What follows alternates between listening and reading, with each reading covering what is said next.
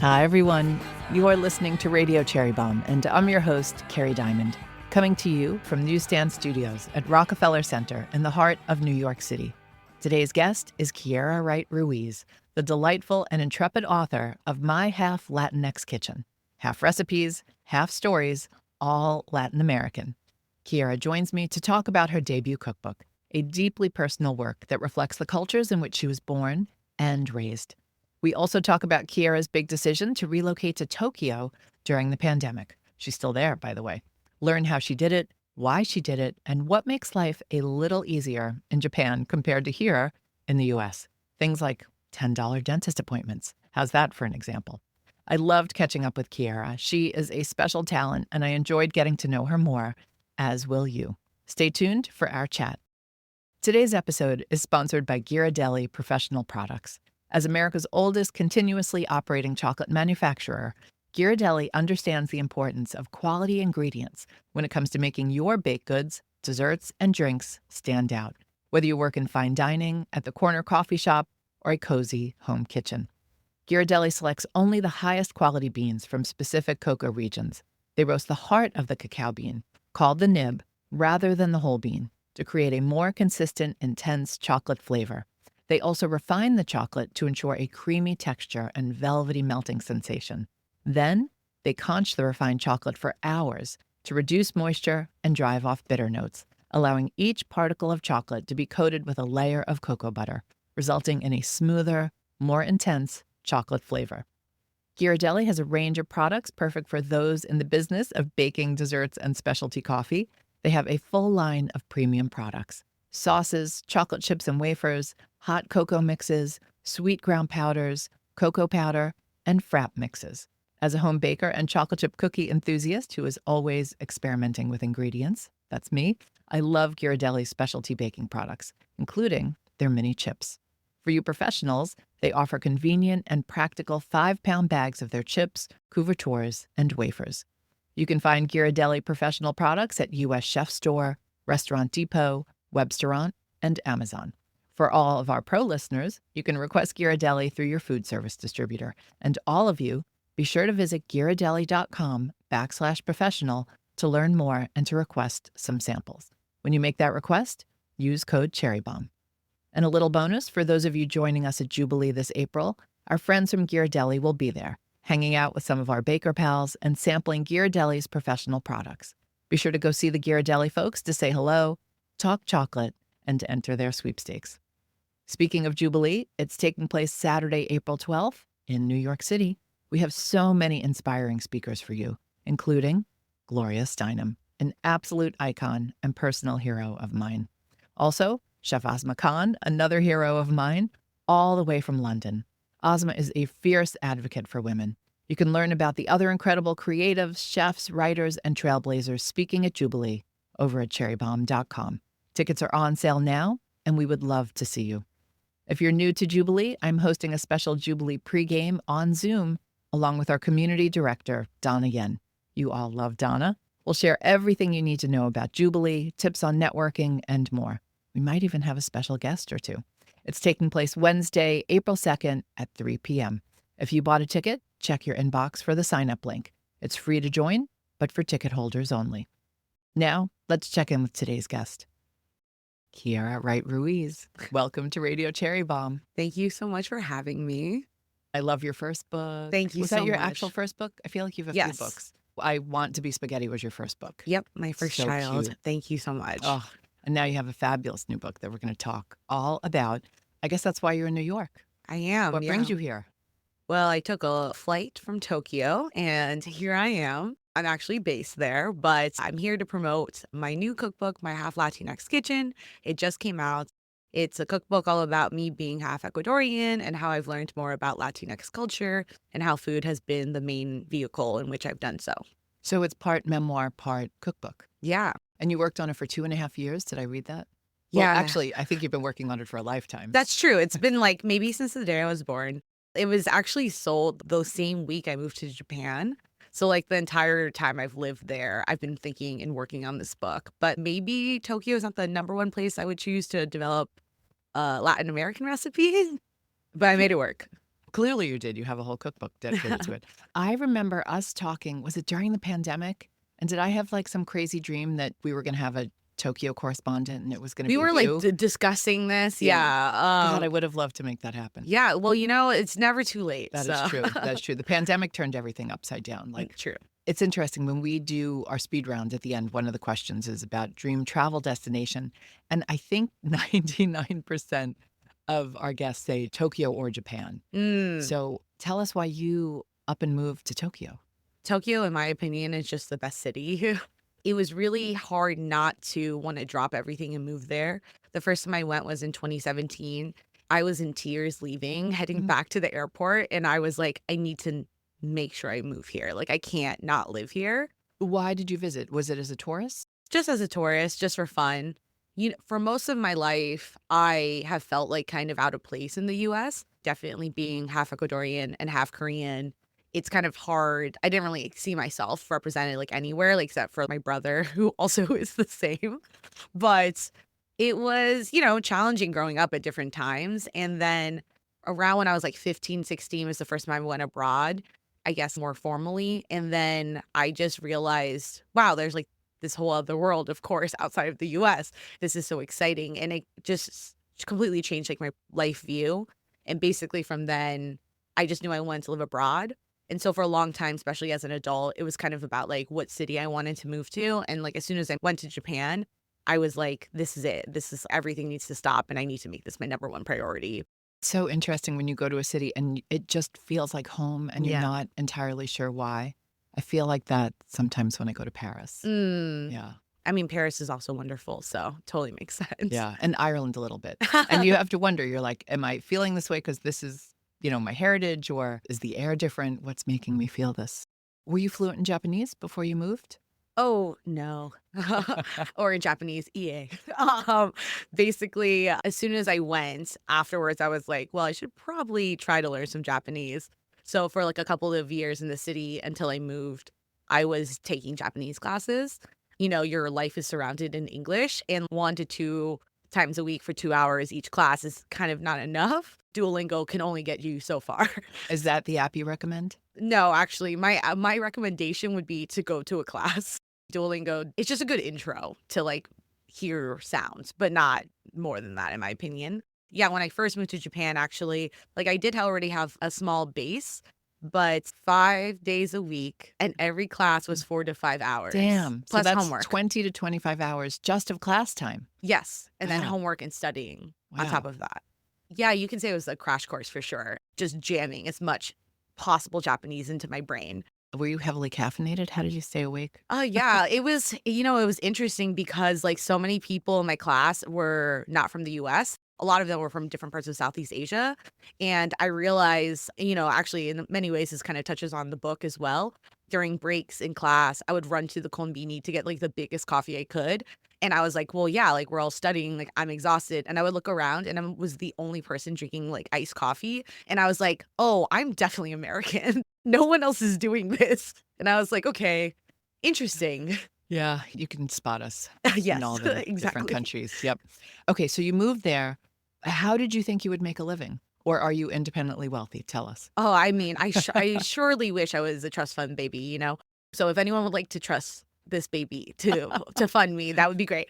I had worked in social media for a long time, doing social media for different brands and publications. In 2020, when like everything was collapsing, of course, for everybody, I actually went freelance.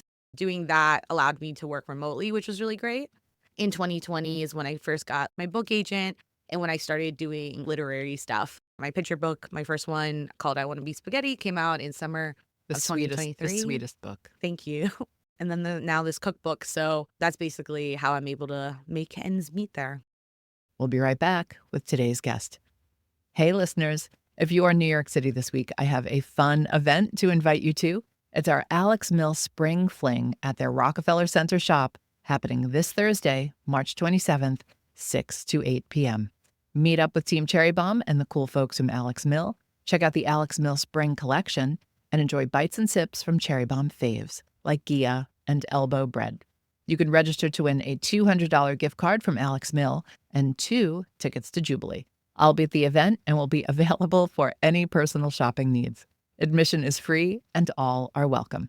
RSVP at cherrybomb.com. Are you finding you're getting assignments because you occupy this unique role? You're an American over in Japan? I do get some assignments because I am there. I'm sort of happy that they're coming around now because in so many ways, I still feel like I'm getting my bearings of just the landscape of Tokyo because it's so hard to even compare it to New York because it's just literally not New York. We're talking about a population of Tokyo of like 33 million people. That is a lot more than New York City. Yeah, we have about 8 million. Yeah, just not a fair comparison of like a one-to-one thing. But basically what that means from like a food perspective is that it's very, very dense. And every day I'm discovering new places that are stacked upon each other. I always use this example of just within a 20-minute walking radius from my house. If I were in Brooklyn, maybe I would have like 10 places I would really, really love. Literally on my Google Maps right now, where I live in Tokyo, I have over 200 saved. So we're just talking about like a different universe. Amazing. And are you still doing social media work A little bit, yeah. for other brands? Yeah. Yeah.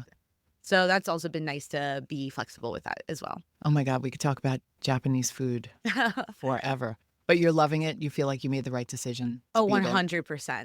Every day just is so exciting. If I'm not exploring Tokyo, just even like the quality of life stuff is like a lot nicer. Insurance, for example, is really different there and like a lot more affordable. I don't need to work full time. They have nationalized health insurance, which is a huge change. It's just weird to go to the dentist and be like, oh, I only have to spend $10. It's just very different there. So I've been really enjoying it. And it's just been really lovely and meeting new folks, getting to know lots of food people there. And I actually have my first Tokyo restaurant pop-up coming up soon. Wait, Yeah. that's so cool. Tell everybody, when is that? That will happen on March 29th. I'll be actually cooking like a course dinner from the cookbook, and that will be really fun. It's like my first time doing that, but then also just doing it in Japan feels like really special and like a kind of cool way to introduce folks there that might not have even heard of certain Latin American dishes to get to show them what it actually tastes like and stuff. What's the location? It's going to be at a restaurant called Cafe Rojin in Shimokitazawa. So that's like a neighborhood that often is compared as the Williamsburg of Tokyo, filled with lots of thrift shops and cool secondhand stores. But yeah, this restaurant is really lovely. It's owned by a brother and sister. They're half Japanese, half American, and the whole restaurant is an homage to their grandmother from Kansas. So they just serve tomato soup and grilled cheese, and it really felt like a nice kind of way to tie in my book, which is so much about my family. Obviously not from Kansas, but still a really cool tie-in that sort of complements, especially in Tokyo. When I worked for a French company, it was hard making friends in Paris because the community was a little insular, I found. But I made friends with a lot of expats, not French people. Has your experience been different? It's definitely very similar. A lot of my friends there are people from the US, or if they're Japanese, I'm not fluent in Japanese. So unless they want to talk to me like a 5-year-old, probably speaking English is a little bit easier. So yeah, I've met a lot of people there, but luckily like Tokyo is such an international city. There's like just so many different kinds of people that are there for different reasons. And it's been like a cool way to get to know folks. Okay. And how's your Japanese? I would say like a confident 5-year-old. Okay. In a true way a 5-year-old can speak. It was enough to buy a car. So, turns out you don't need very complicated Japanese to be like, I'll take the old cheap one, please. Did you go there with a partner or did you go by Yes. yourself? I went there with my husband and my dog. Okay. hmm What's your dog's name? Chopper. Oh, and Chop is a Shiba Inu, right? Yes. Aw, I love those dogs. Did you have Chopper before you went over? Yeah, I had him actually. How do you get a dog to Japan? That's got to be a whole thing. That's a whole other podcast. Did you have an apartment or a house? I actually have a house. Wow. Yeah. My God. That's another big difference between here and Tokyo. I feel like there's a perception that it's very expensive, but compared to New York, it's way, way, way more affordable. You have a like, house, a car, a dog, and a husband. yeah, and I'm paying literally the cheapest I've ever paid for rent in my entire life. And $10 dental bills. Yes. We're all moving to Japan with you. What's the house like and what's your kitchen like? The kitchen's great. Like one major thing about Japanese kitchens, well, one of them compared to US kitchens is there's no oven. Actually, that was one of the biggest challenges about the book is what do I do if I don't have a Western style oven? I did get like a microwave oven, which is the alternative. The only problem is it's like a much smaller space. One of the failed recipes that did not make it into the book was I was trying to develop a take of like choco flan, but instead the base was going to be tres leches. But literally, it just meant that it could never circulate the hot air enough to like actually bake the cake where it wasn't a gooey disaster. Yeah, that never made it beyond falling apart in my kitchen, but that's okay. So Did you have to have some friends test recipes here in the US because of ingredients and things like that? yeah. So, like, actually, for part of the book process, I did come back to the US to test because the book is sort of structured loosely chronologically following my life, beginning me as a child, learning about Ecuadorian food, and the end chapter is actually my life now in Tokyo and like how I view culture at large. And in between are chapters dedicated to key culinary figures in my life. So, one's about my Ecuadorian grandpa, another one's about my Mexican step grandma, another one's about my aunt. Actually, in between, there's a chapter also about my Cuban foster parents. During that process, I really wanted to capture the actual recipes that I grew up with. So within my first year of living in Japan, I flew back to cook with my grandparents for like a week and my aunt for a week. During that time, I also squeezed in a couple of oven recipes to make sure I could check the box. I feel like you have a memoir in you eventually. Oh, I mean, maybe a little break first and see Sure. where I'm at. Sure. Can we talk about your tattoos for a second? Because Yeah. I'm sitting right across, I'm like 2 feet across from you and I'm dazzled. I mean, I love that one with the little cherry that looks like a heart. What is that? It's a little flan topped with whipped cream and a cherry. I also recently got a shrimp cowboy. That's cute. Wait, go back to the cherry flan though. Do you know the cherry looks like a heart?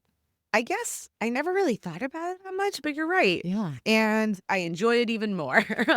And your shrimp cowboy is adorable. Thank you. I feel like he could be the subject of your next book. Yes, I call him my caballero camarone. So like shrimp gentleman. I see more food. Do I see a pickle? I have a very hungry Oh, caterpillar wow. tattoo. That is the scene where the caterpillar eats a bunch of junk food, and at the bottom it says, "In that night he had a stomach ache." That's a great series of tattoos. You've got a Thank you. lollipop, a pickle, a slice of pie, the caterpillar.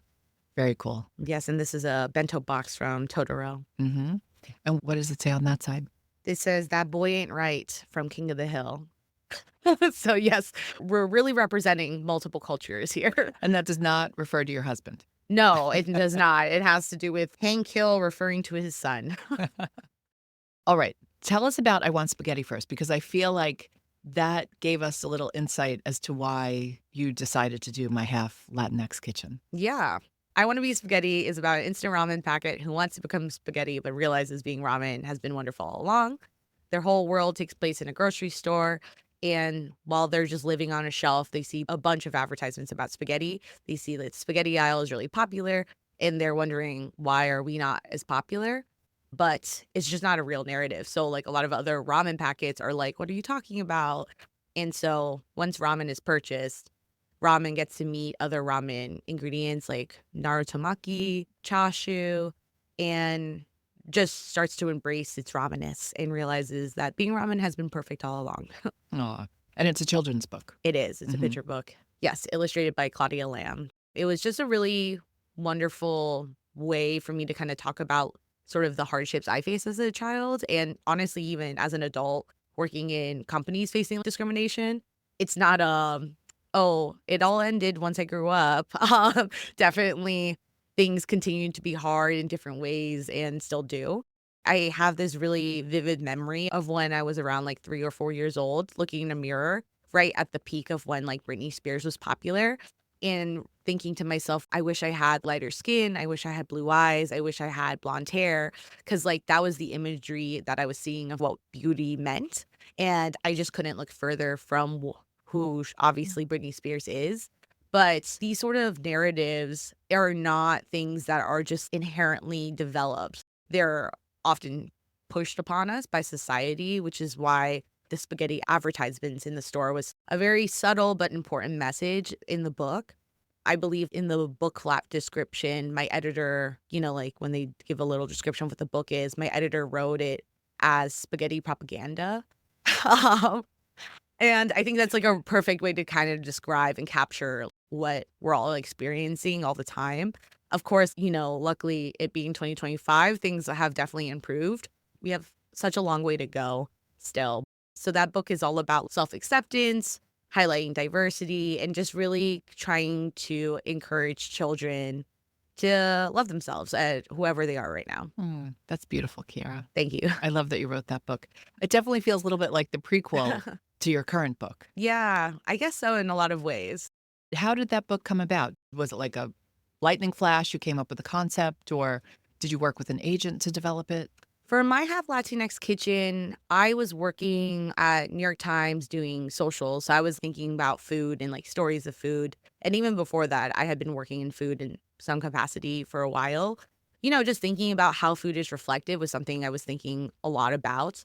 But it really bothered me, like looking along bookshelves, that Latin American cuisine was just not represented. And if it is represented, even oftentimes now, it feels like this precious thing that is done in such a traditional way. There's just very, very little representation of what being Latin American means, whether that means as a person on like TV portrayals to movies to books, but especially from like a cookbook perspective too. This idea of, oh, if I'm not standing in the kitchen with like my abuelita with a wooden spoon and we're cooking on this, clay pot, like it's not Latin American food. And it's just such a limited way to view culture. And it was just something that really frustrated me because that's just like not my experience. I am half Ecuadorian. I am a part of this culture. And it just felt like there was an opportunity to kind of shed light that this is not what my story is. Hopefully showcases that stories like mine and all the other stories in between can exist.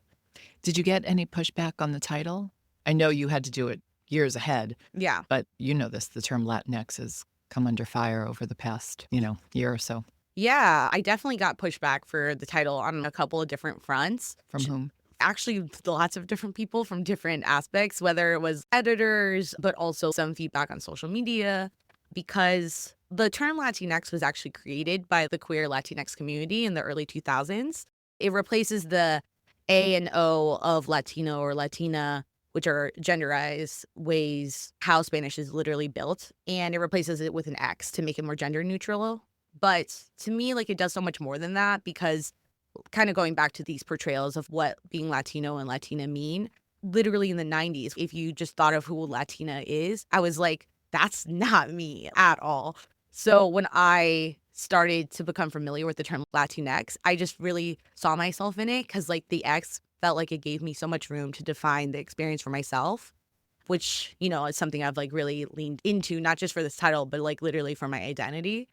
There is a common misconception that Latinx, literally by the Latin American community in the US, that people think it was made by white people for this idea of erasing culture and it being imposed, but it's just literally not true.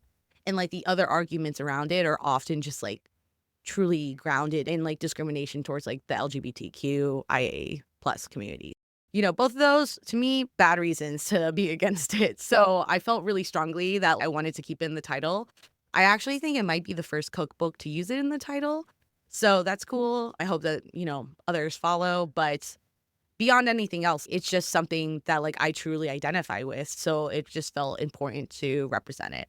Well, I'm glad you persisted Thank you. with the title. And I'm glad to hear it's a word that you found comfort in. Yeah. I think it's so bold on your part. And also, folks like Zainab Issa, who has Third Culture Cooking. Her book will be out in a little while. I'm just happy to see books like that are kind of pushing not just culture forward, but the culinary world forward. Thank you so much. I mean, I think oftentimes right now with food writing, sometimes it's great that there are diverse stories even being told, because before that wasn't even happening. So like, okay, great, we've moved forward a little bit.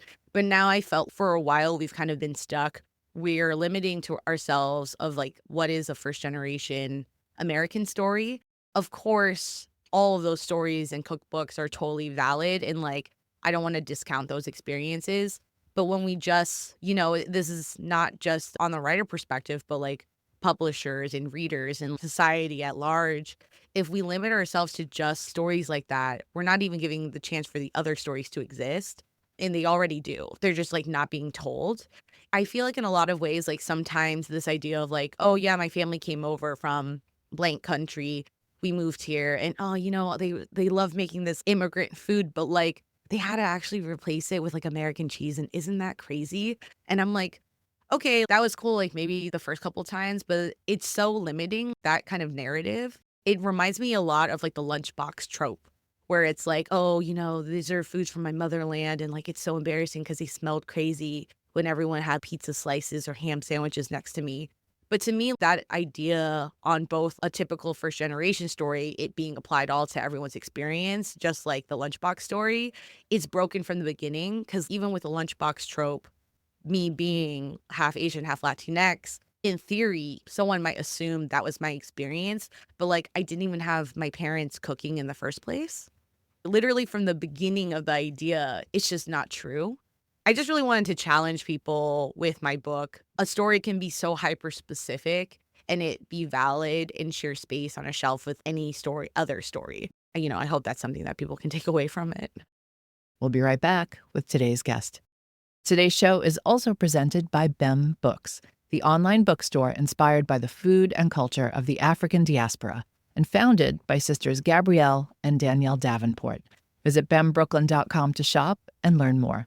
They've got lots of books we love, including For the Culture by Clancy Miller and Bodega Bakes by Paula Velez. Be sure to sign up for their newsletter to stay on top of any events they're hosting and new releases they love. The BEM founders are official Cherry Bombe members. If you'd like to be an official Bombe Squad member, visit cherrybombe.com for all the details and perks, like discounts on Jubilee tickets and invites to our monthly member meetings. We just had one the other day, and Carla Lolly Music was our guest. The Bombe Squad is an amazing community, and we would love for you to be part of it. Have you seen the book on shelves in bookstores yet?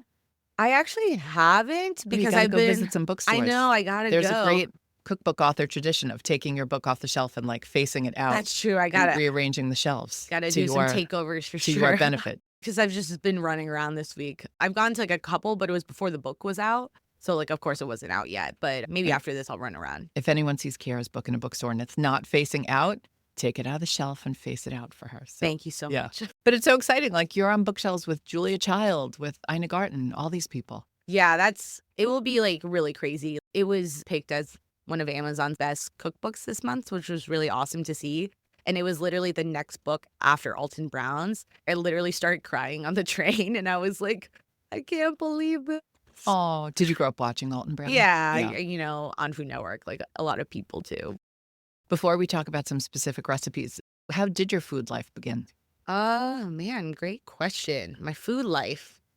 I mean, I definitely grew up with these Ecuadorian dishes, but also like a mix of different Latin American foods.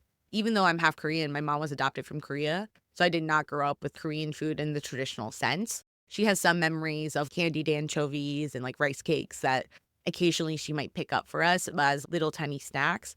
I feel like people have this idea when I tell them my ethnicity that literally there's a line in the middle of the table and they're like, well, this side is the Ecuadorian side and this one must be filled with banchan. Well, no. Yeah, so I grew up with that, but I also grew up partly in New York City. So to me, coming back on this trip, all I'm trying to do is eat Jewish deli food. I'm just searching for egg creams, trying to get my hot pastrami, eat my latkes, because to me, that is as nostalgic as a lot of this Ecuadorian food is for me as well. So that's really scratching my itch. And then The bagel tuna lines are melts. longer Oh, yeah. since you've been gone. It's been crazy. Mhm. Yeah. But a good tuna tuna melt. melt Yum. really scratches the itch for me here. When I was in high school, I really wanted to become a chef. My high school, despite it being a terrible high school, had like special culinary program where like a local culinary school teacher actually taught. They worked us through. This week, we're all cutting onions 1,000,000 times. And next week, we're doing julienne cuts of carrots. It was kind of a little baby version of what someone experiences in culinary school. That was like my first formal introduction into cooking.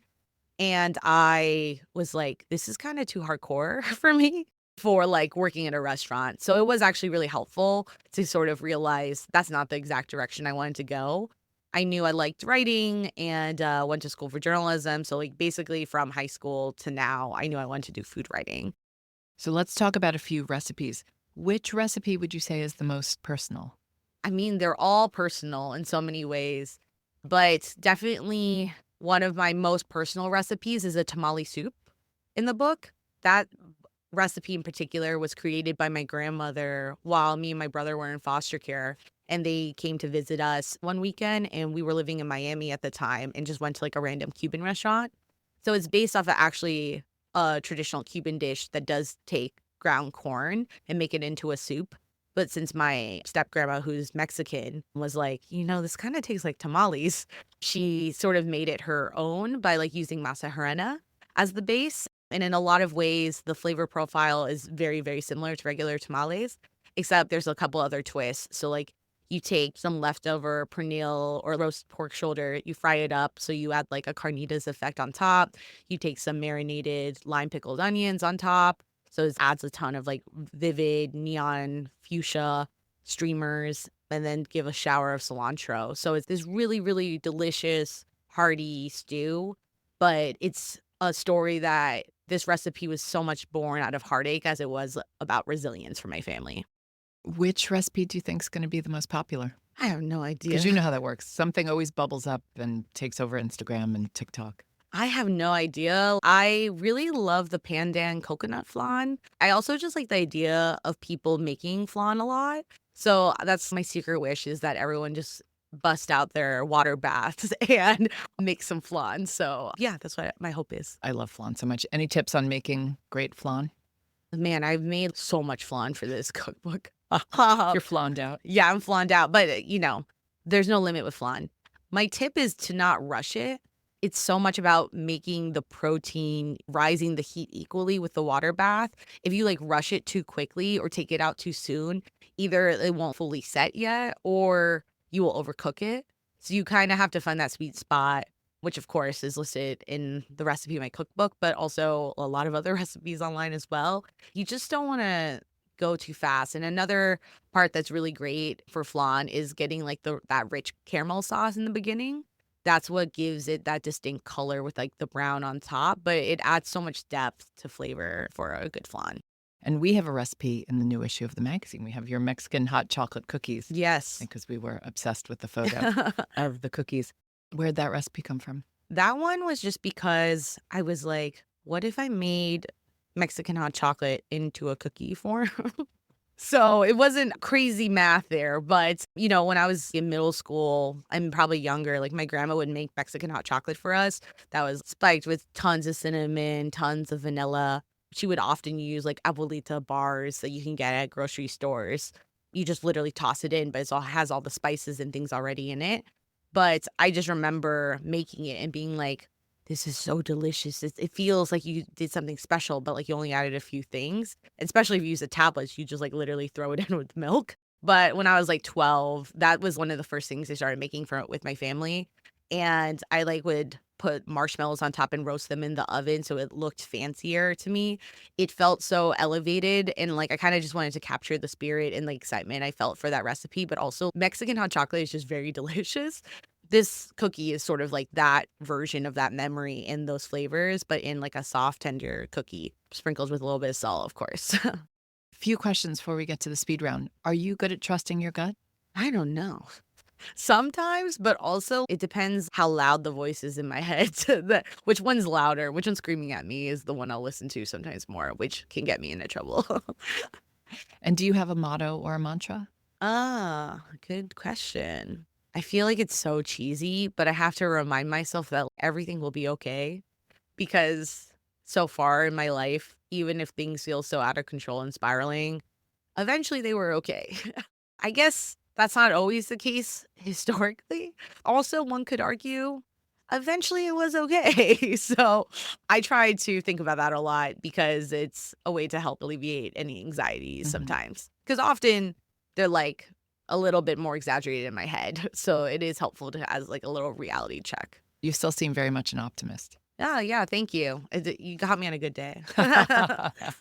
Is everyone telling you that they want to move to Tokyo?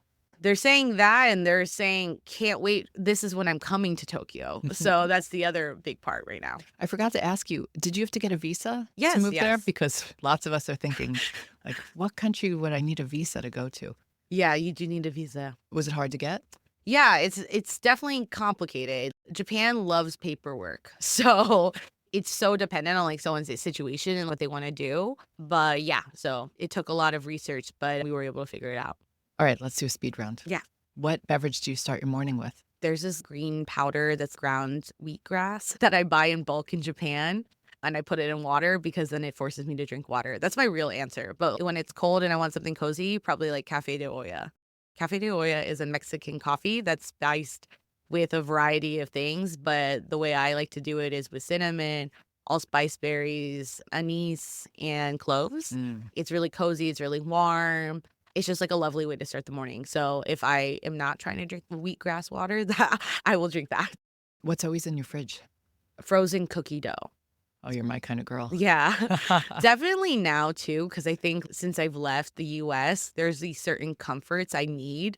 And like just knowing that there's always a fresh baked cookie just 10 minutes away is just so comforting and like grounding for me, especially there when the cookies in Japan, they're not American cookies. They're like weird to me, not soft and tender. They're like just big for the sake of it being big. But I want that like classic Mrs. Fields experience with cookies. So it's nice to have that sort of comfort around. What was your favorite food as a child? I actually love the seco. It's an Ecuadorian stew. I have one recipe in my book, seco de pollo specifically. So lots of different ways to make it, but I just always grew up with the chicken one because it was just easier for my family to make. You blend sofrito in like a blender. You brown the chicken, so you help build the layers of flavors for this stew that slowly cooks. Then you saute the sofrito, and you add tomatoes, you add the chicken back in, and you add beer. It becomes this very flavorful stew. You let the liquid evaporate. The sofrito becomes really visible on the top. Seco actually means dry in Spanish, but this dish is literally just nothing but the opposite. Often it's served on like a plate, not in like a bowl individually, but a plate alongside rice, avocado, and plantains. And it was just something I always craved when I was a kid, and now too. What's your favorite snack food today? Tuna mayo onigiri. If I had a penny for every onigiri I have eaten, I would have many. It's just like the default. If like I'm getting a little hungry, I just pop into a kombini really quick and grab one. So definitely that one. You are in everybody's dream travel destination, Tokyo. What's your dream travel destination? I really right now want to go to Vietnam. Crazy bad. All I want to do is drink coconut coffees and eat rice noodles and have unlimited amounts of banh mi. So that's where I'm itching to go. My favorite food is Vietnamese food. Ooh, nice. What are you streaming right now? I'm watching this Japanese show called Solitary Gourmand. And it's about this salary man who just goes on wonderful, extravagant self-care lunches and sometimes dinners. But they're all based off of real places in Tokyo. So it's a great way to like learn more about the food dining experience there. But then also for me to practice my Japanese because it's the perfect level for me. Self-care lunches. Yeah. I think we need to delve into that a little bit more. Now that you are a newly minted cookbook queen, what's a treasured cookbook that you own? I love Marcella Hazan's Essentials of Italian Cooking. I just think the fact that there's a chapter that tells you the best pasta with the best sauce pairing and basically whether it's dry pasta or fresh pasta is like mind-blowing to me. It's something like I cook with all the time. It's just such a comfort, but also so exciting to go back to. All right. And if you had to be trapped on a desert island with one food celebrity, who would it be and why? Anthony Bourdain, just because you would need someone that could actually cook to survive on a desert island. But I feel like the stories, the conversation would be really lovely as well. Absolutely. I'm sure it would be. Yeah. All right, Kiera, very proud of you. Congratulations you. on this beautiful project. Thank you so much for having me. That's it for today's show. If you enjoyed this episode, be sure to check out past shows with superstars like Ina Garten and Caroline Chambers. You can listen on Apple Podcasts, Spotify, or YouTube. Our theme song is by the band Tra La La. Joseph Hazen is the studio engineer at Newsstand Studios. Our producers are Catherine Baker and Jenna Sadu, and our editorial coordinator is Sophie Kais. Thanks for listening, everybody. You're the bomb.